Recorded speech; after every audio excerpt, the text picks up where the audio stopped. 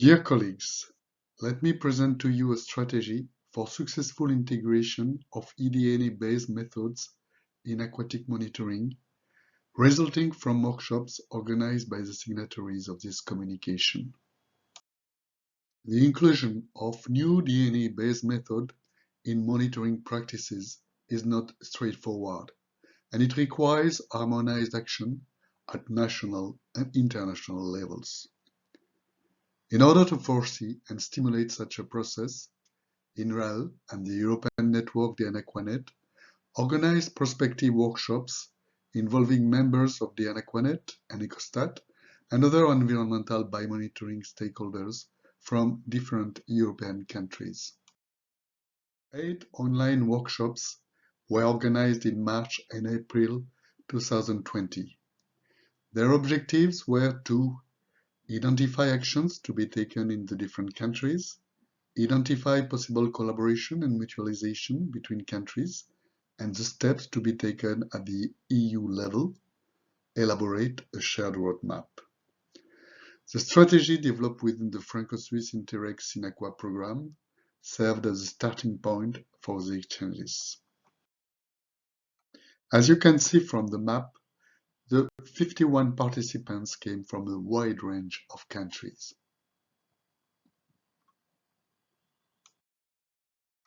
The synthesis of the workshops made it possible to draw up a roadmap around 6 objectives or components.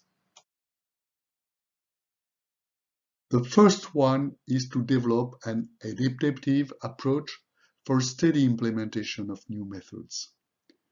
We considered that most of DNA-based methods are now mature enough to be implemented into biomonitoring and meet end users' needs. To move forward, we can take one of 2 approaches. A.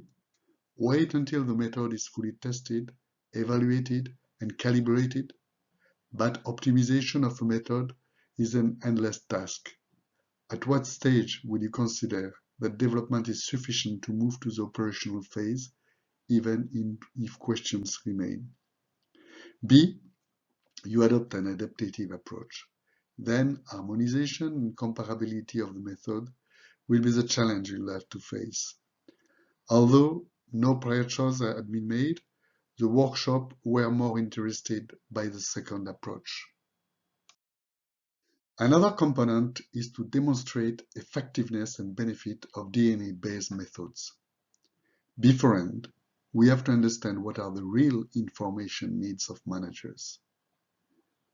If we look for benefit and added value, we have to consider that where traditional methods are satisfactory, all the more required by regulation, implementation of DNA-based method is not a priority.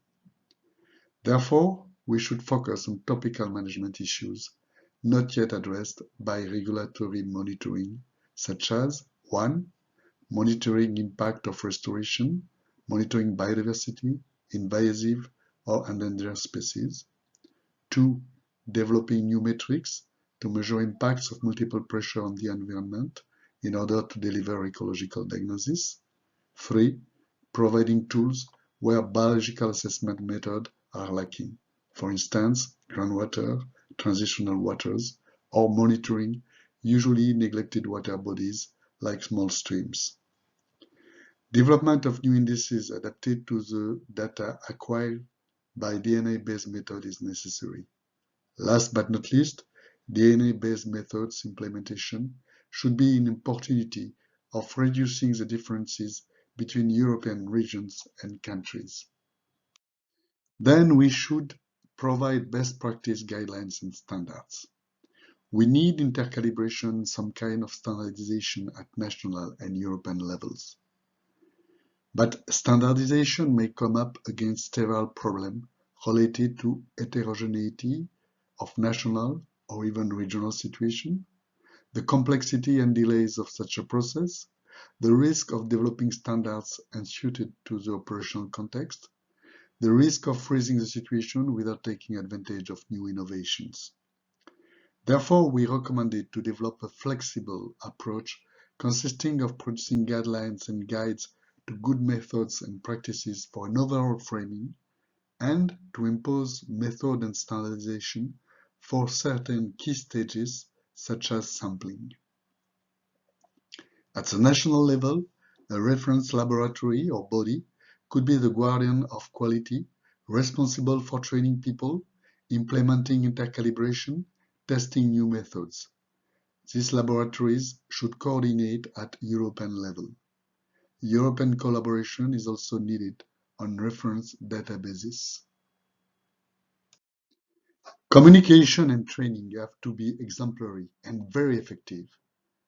It should go hand in hand with the implementation through, for instance, pilot studies, demonstration, experiments, joint training sessions between different stakeholders, steering committees, etc. Communication should be organized between scientists at European level, from managers to scientists to express their needs, what they can organize and finance, from scientists to manager to express the methods developed, their advantages and limitations, their potential applications. The training will have to meet different objectives and be aimed at different audiences.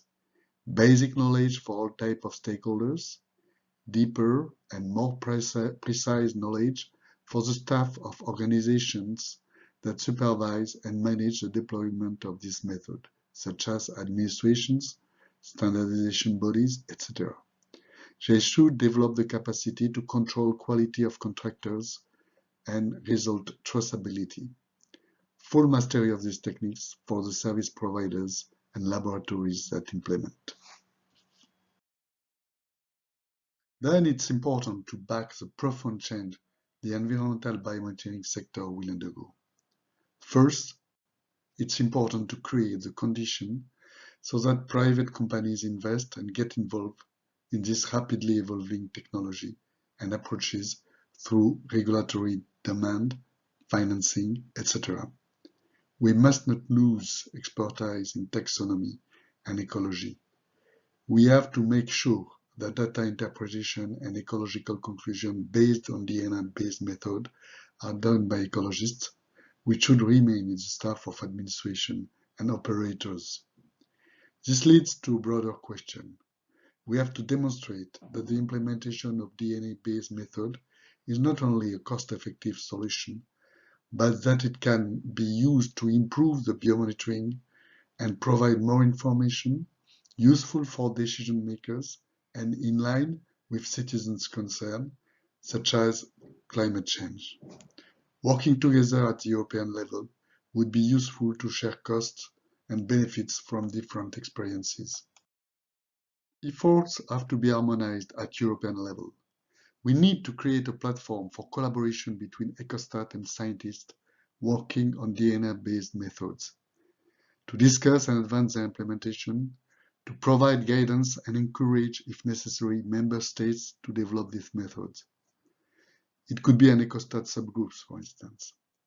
For some participants, production of a realistic implementation scenario at European level is of higher priority than standardization. This platform should have a clear mandate, for instance, to share knowledge, produce recommendations, explain what can be done with DNA-based method, how the implementation of the Water Framework Directive will be improved. It should provide a common framework for member states to develop their own indices and national surveillance strategy.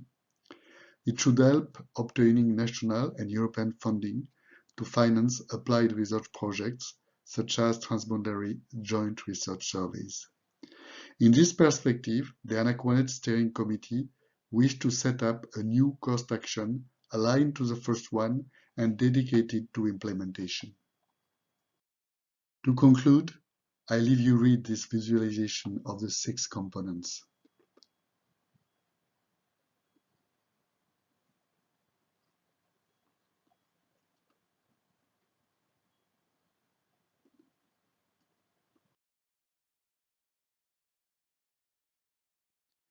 The text on which this presentation is based is available at the doi.org address. Besides, keep on following the further development of the Aquatic. Thank you very much.